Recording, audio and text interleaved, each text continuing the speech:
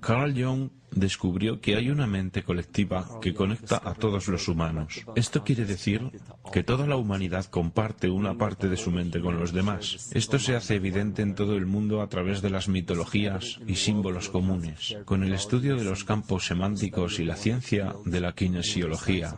Esta colectividad es un ejemplo macro de la mente inconsciente del cuerpo humano, en el cual millones de células comparten una señal en común. El parásito llamado el falso ser o el ego requiere un flujo continuo de energía psíquica para sobrevivir. Los alimentos, los combustibles y cualquier otra forma de sostenimiento es energía. La consciencia humana es un campo electromagnético de energía. Cuando el potencial de energía es utilizado, es transformado en energía cinética, la cual es usada para perpetuar el falso ser. Este escenario ocurre con los más pequeños organismos parasitarios hasta los organismos colectivos y pluricelulares como la misma humanidad. Un parásito crea sustancias químicas que hacen que el anfitrión necesite las sustancias que el parásito necesita para sobrevivir. Mientras el anfitrión no lo sepa, seguirá alimentando al parásito sin alimentarse bien. Wilhelm Reich declaró que sociedades enteras sufren psicosis causadas por el hecho de no alimentar nuestros impulsos orgánico-biológicos. La represión sexual apoyada desde el poder de la Iglesia se ha internado muy profundamente en las masas explotadas, las cuales producen una ansiedad sexual y experimentan culpa. Esto crea timidez hacia la autoridad y ata a los hijos a sus padres. Esto crea en ellos un servilismo y una sumisión a la autoridad estatal y a la explotación capitalista. Esto paraliza la capacidad crítica e intelectual de las oprimidas masas porque consume gran parte de su energía biológica. Y finalmente paraliza el desarrollo integral de las fuerzas creativas, haciendo imposible el objetivo de todas las aspiraciones de libertad humana.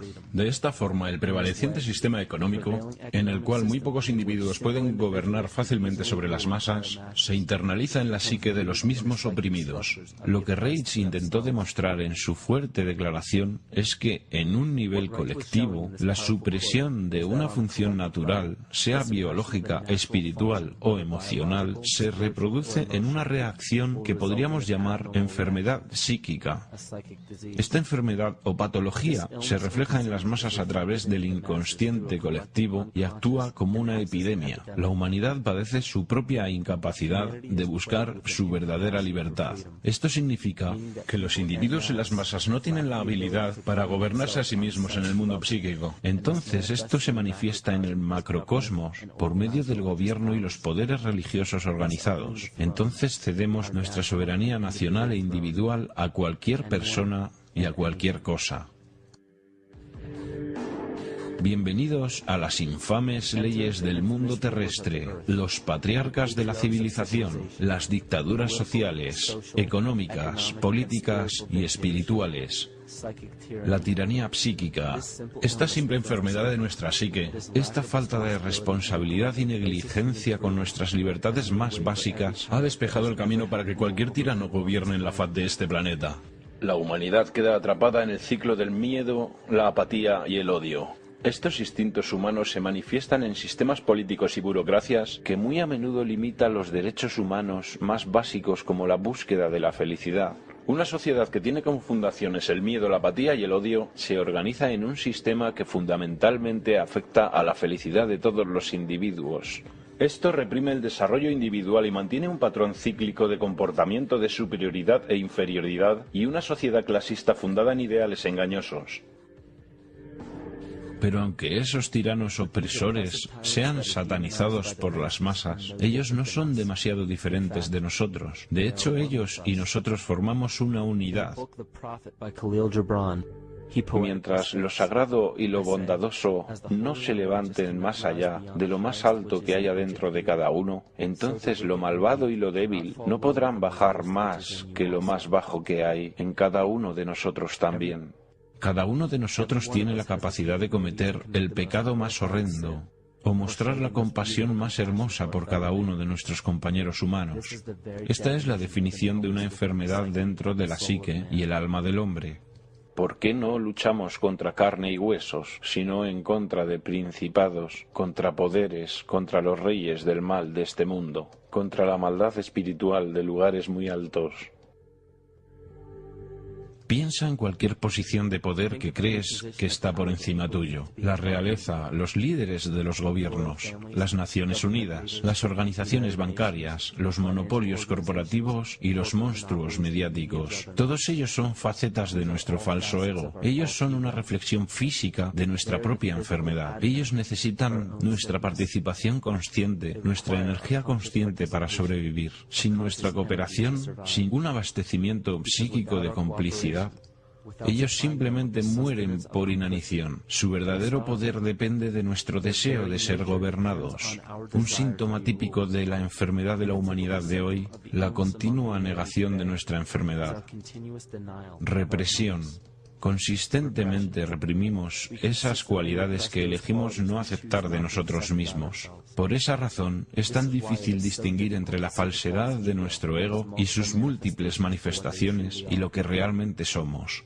Una nación puede sobrevivir a sus idiotas e incluso sus ambiciosos, pero no puede sobrevivir a la traición desde adentro. Esta es la mismísima naturaleza de nuestro falso ser. El ego. Él actúa como una cortina de humo para distraernos de la libertad que realmente poseemos. Para que este parásito psíquico pueda sobrevivir, él simplemente nos provee con una sustancia que hace que seamos dependientes de él. En este caso, la sustancia es nuestra energía consciente. Y para que podamos alimentar a ese parásito, la sustancia psíquica del miedo hace que la humanidad pida ser protegida y defendida. Las funciones de supervivencia de un organismo pueden ser clasificadas en dos grupos básicos. Tiene que ser capaz de crecer, mantenerse y tomar control de su biología, pero también tiene que ser capaz de autodefenderse. De manera que si está en crecimiento, pero no puede protegerse, simplemente se es comida para otro organismo más fuerte. Entonces la supervivencia implica un balance entre el crecimiento y la protección. A través de la historia de la civilización y la evolución humanas, reconocemos que nuestra naturaleza es permanecer en crecimiento, y nuestro sistema de protección supuestamente solo debe ser usado cuando necesitamos ayuda en un momento en el que estamos siendo amenazados. No se puede estar defendiéndose y creciendo al mismo tiempo. Entonces, cuando vemos que necesitamos protección, las hormonas del estrés en el cuerpo disminuyen el flujo de sangre en nuestras vísceras, la cual es la parte del cuerpo que controla el crecimiento. La cuestión es que si se toma la sangre de las vísceras y se lleva hacia los brazos, entonces no hay sangre en ellas. Eso significa que no habrá crecimiento, pero que se está listo para luchar. Y cuando la lucha termina, la sangre retorna a las vísceras para crecer de nuevo. Pero en el mundo actual hay miedo las 24 horas, los 7 días de la semana. Tenemos una continua fuga de la hormona del estrés en el cuerpo. Simplemente está abierta todo el tiempo. Estamos listos o para correr o para pelear en cualquier momento. Estamos en guardia porque tenemos miedo. Pero el problema es, ¿cuál es el precio que pagamos en cuanto al gasto de energías? Estamos gastando casi toda nuestra energía en protegernos. No se puede sobrevivir si se está en el modo de protección todo el tiempo.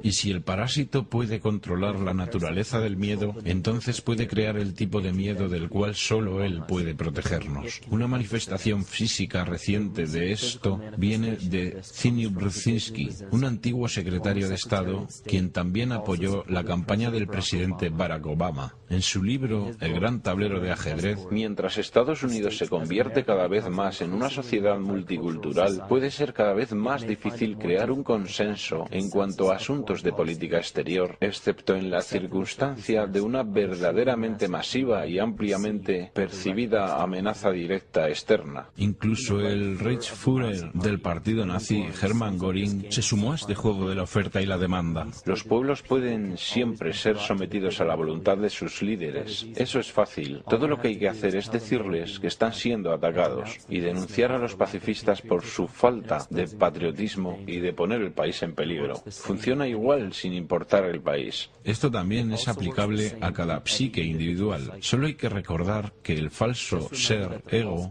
tiene un solo deseo. Él quiere convertirse en un ser más grandioso y poderoso que el verdadero ser. Esta enfermedad hace que creamos que estamos separados de la naturaleza. Por esta razón, vemos un aumento en la dependencia de la tecnología y vemos tan poca responsabilidad con el medio ambiente. Por eso es que experimentamos tanta intolerancia, racismo, sexismo y todas las demás formas de discriminación posibles, las cuales llevan al crimen, la violencia, las guerras y eventualmente la destrucción total del organismo. Este estado de miedo sin fin, de confusión y segregación en el que parece sumido nuestro mundo, no es más que un síntoma de la raíz del falso ser o ego que crea una falsa amenaza.